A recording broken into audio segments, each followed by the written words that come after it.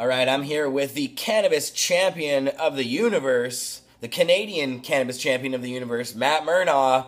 Matt in his glorious winter sweater on Skype. Matt, how you doing? Thanks for inviting me, Jer. I'm doing really awesome today. Excellent, Matt. Now, the reason I wanted to ask you here, I wanted to have you live on the show, but you're busy because you've just announced your candidacy for Mayor of Toronto. So maybe tell people a little bit about what that's all about. Well, yeah, I did. There's people walking by here. Yeah, Jared, I did I submitted my nomination papers for mayor about 4 hours after Rob Ford submitted his paperwork. It's been something we've been talking about and contemplating now on the show and in my personal life now for the past 6 months. It's not something I just did. And we're there, we're in it, and there's 29 other people on the ballot, as we suspected 6 months ago. But we're going to talk civic politics, and we're going to use the skills that I developed as a cannabis advocate, and I'm going to demonstrate to the people in Toronto, and I hope to the cannabis community, that the skills I develop are transferable to the job of campaigning for and ultimately becoming mayor. That's hilarious, man. Now, Rob Ford, obviously there's been some crazy issues in municipal politics in Toronto as of late with the circus that is Rob Ford. You are a guy who's very flamboyant. You're kind of a comedy guy. You do a lot of things, joke around a lot and stuff. And now is this campaign in that vein, or is this something more serious, Matt? This is a very serious campaign. We do have the skills, as I mentioned, but people ask, is this a serious campaign? It actually is a serious campaign. We're trying to turn the discussion a lot of people have about the personality of Rob Ford, and we're trying to turn that into a political discussion. And many of the people who talk about Rob Ford's personality have never voted before, have never really engaged in a political discussion about their city before. So hopefully our main task will be changing it from a discussion about personality to a vision of what the city should be. Right, and Matt, what should the city be? What are some of the things that you would like to do with the city of Toronto? Like, why is it that you're actually running here? Well, we're not going to do anything too drastic. The first issue and the biggest issue in Toronto is what we call the provincial funding shortfall. And the City of Toronto receives no money from the province to operate social programs, to do social housing. We only receive a little bit. We receive no funding for transit. We receive no funding for our roads. And yet we're an economic engine for this province.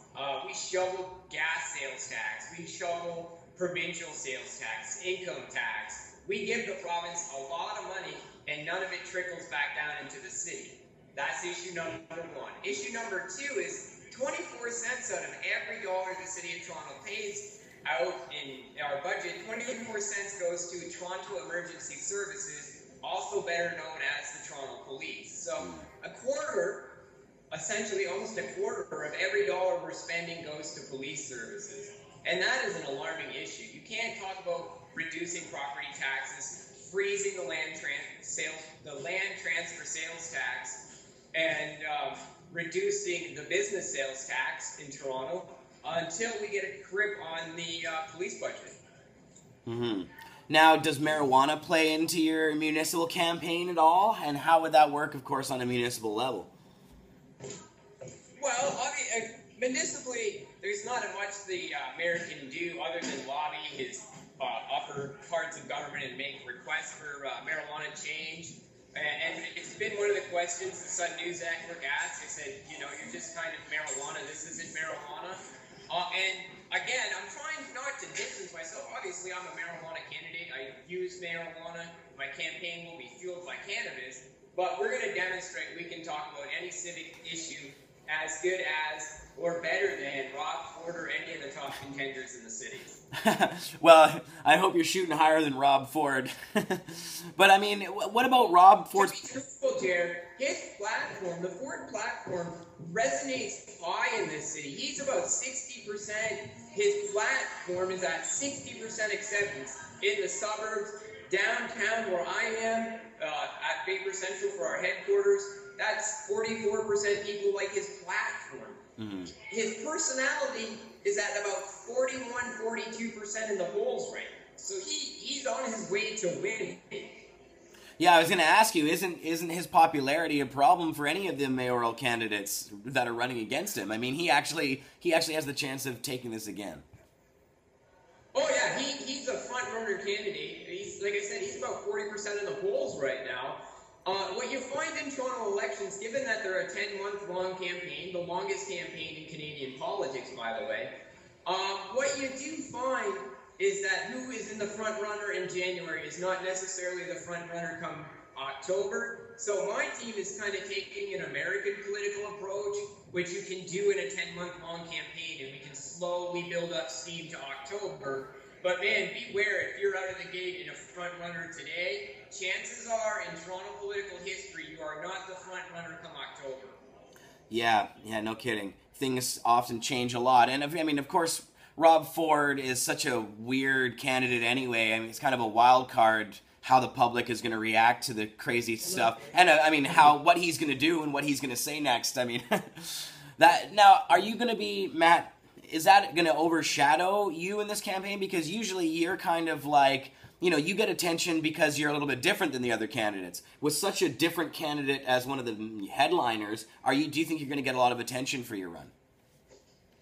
That was the big concern when we were thinking about this 6 months ago, and people are like, hey, you turned us down 6 months ago, why are you doing it now? There are 29 candidates already, and on cannabis culture, and to all of our friends that have supported me in the past, and they think this is a really high goal that I've set myself. One, I've set other high goals, and I've come this close to accomplishing them before. So that's the first thing, recognizing that, hey, I can at least come close in anything I set my mind in motion to do. And if we came close before, let's see if we can come close on this. And that's my biggest goal, coming out of that heap of fringe and coming into just behind and hitting the political establishment. If we can accomplish that goal, being right behind the political establishment, but being the top of the fringe, we are really going to be in the hunt come October. Right, and I think that some of the media attention that you're getting might be able to help you in that regard, because it's more than just the crazy candidate Matt Mernagh or something. Like, you're going to be on Vice coming up here and actually blogging for them fairly often about your campaign, aren't you?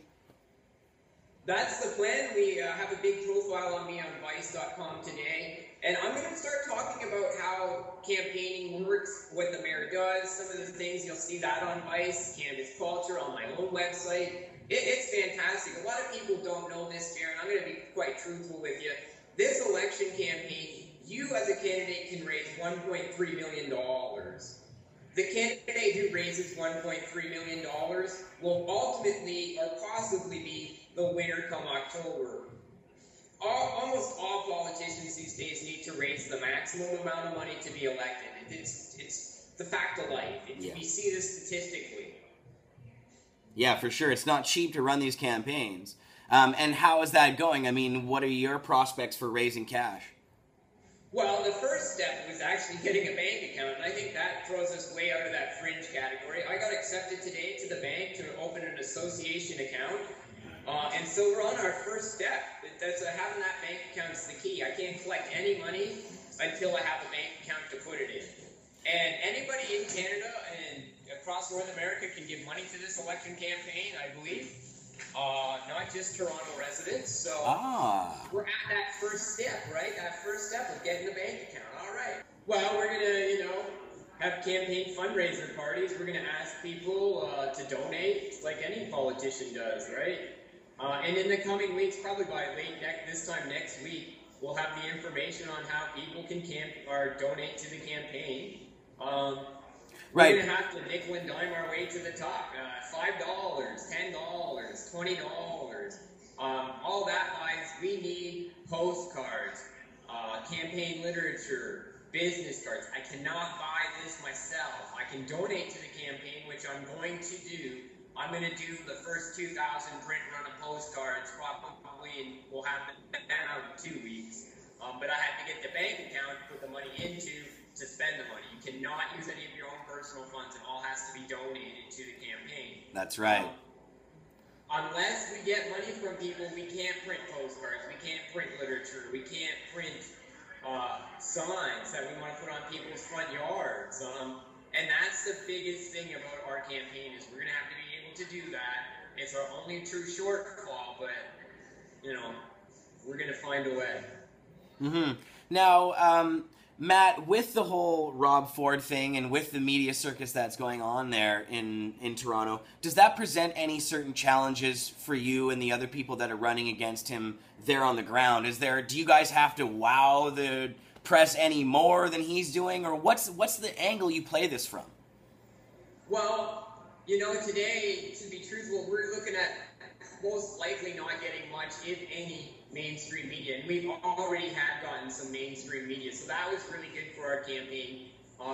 The media in Toronto are really going to pick 4 candidates, and those 4 candidates get all the attention, and they kind of don't pay attention to us at all. My goal, of course, is to catapult myself into that. We know I can do it, and I have contacts at Metro or at Toronto City Hall and the press gallery from reporters that we've picked up along the way. We know a lot of these guys, so at least we have a bit of an edge. Is that I know these people know me. So right. It's going to be a bit of work there. I'm not counting on getting much mainstream media attention at first. Well, as you mentioned earlier, if you can be the fringe candidate, if you can be that one guy that they always focus on as the fringe candidate, although there might be, hundreds of them out there, they always want to have that little, voice from the edges or whatever. But yeah, that would definitely be the way to do it. I'm hopeful that we run like a Ron Paul, Hunter S. Thompson type campaign where people recognize that we are very talented campaigners. We do have very good ideas, and people want to get behind it. There is room for those types of candidates. Ron Paul's campaign was excellent in terms of it being a campaign, a grassroots campaign like no other we've really seen in a while. If we can capitalize on that, that'd be wonderful. And in 1991, Jack Layton ran for mayor of Toronto, and he used to wear jeans to council. That's all he wore. He was known for the guy who'd show up to city council in a pair of jeans.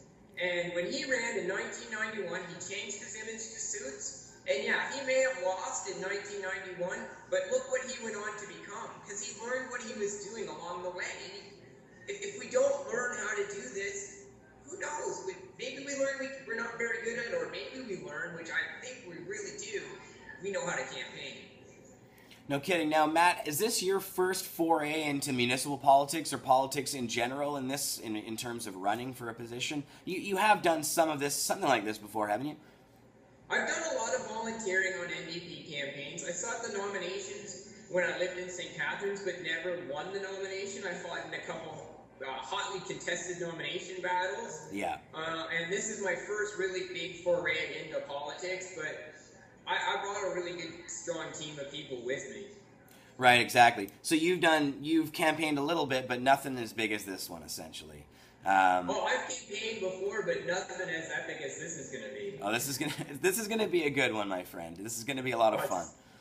Yeah. 10 months, it's a long campaign, and if you look at an American primary system and you look at it from a primary perspective and a Ron Paul type perspective, you think, and also knowing the history of Toronto politics, someone deep in the pack is going to emerge as the candidate, as the mayor. Yep, that's true.